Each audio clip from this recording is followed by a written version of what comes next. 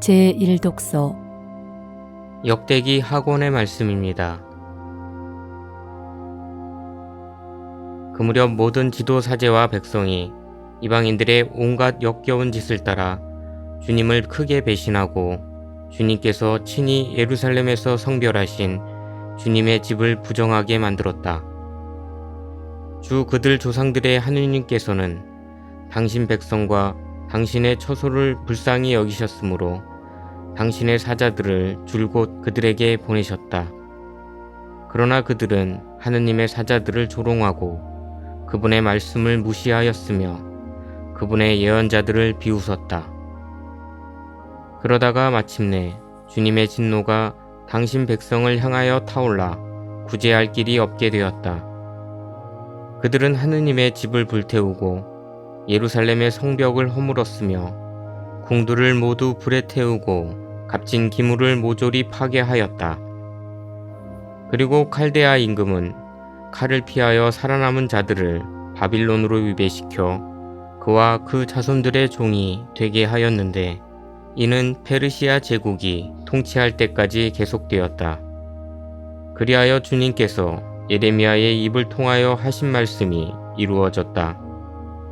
이 땅은 밀린 안식년을 다 갚을 때까지 줄곧 황폐해진 채 안식년을 지내며 70해를 채울 것이다. 페르시아 임금 키루스 제1년이었다. 주님께서는 예레미야의 입을 통하여 하신 말씀을 이루시려고 페르시아 임금 키루스의 마음을 움직이셨다. 그리하여 키루스는 온 나라에 어명을 내리고 직소도 반포하였다. 페르시아 임금 키루스는 이렇게 선포한다. 주 하늘의 하느님께서 세상의 모든 나라를 나에게 주셨다. 그리고 유다의 예루살렘에 당신을 위한 집을 지을 임무를 나에게 맡기셨다. 나는 너희 가운데 그분 백성에 속한 이들에게는 누구나 주 그들의 하느님께서 함께 계시기를 빈다. 그들을 올라가게 하여라. 주님의 말씀입니다. 제2독서 사도 바오로의 에페소서 말씀입니다. 형제 여러분, 자비가 풍성하신 하느님께서는 우리를 사랑하신 그 큰 사랑으로 잘못을 저질러 죽었던 우리를 그리스도와 함께 살리셨습니다. 여러분은 이렇게 은총으로 구원을 받은 것입니다. 하느님께서는 그리스도 예수님 안에서 우리를 그분과 함께 일으키시고 그분과 함께 하늘에 앉히셨습니다. 하느님께서는 이렇게 그리스도 예수님 안에서 우리에게 베푸신 호의로 당신의 은총이 얼마나 엄청나게 풍성한지를 앞으로 올 모든 시대에 보여주려고 하셨습니다. 여러분은 믿음을 통하여 은총으로 구원을 받았습니다. 이는 여러분에게서 나온 것이 아니라 하느님의 선물입니다. 인간의 행위에서 나오는 것이 아니니 아무도 자기 자랑을 할 수 없습니다. 우리는 하느님의 작품입니다. 우리는 선행을 하도록 그리스도 예수님 안에서 창조되었습니다. 하느님께서는 우리가 선행을 하며 살아가도록 그 선행을 미리 준비하셨습니다. 주님의 말씀입니다. 복음 요한이 전한 거룩한 복음입니다.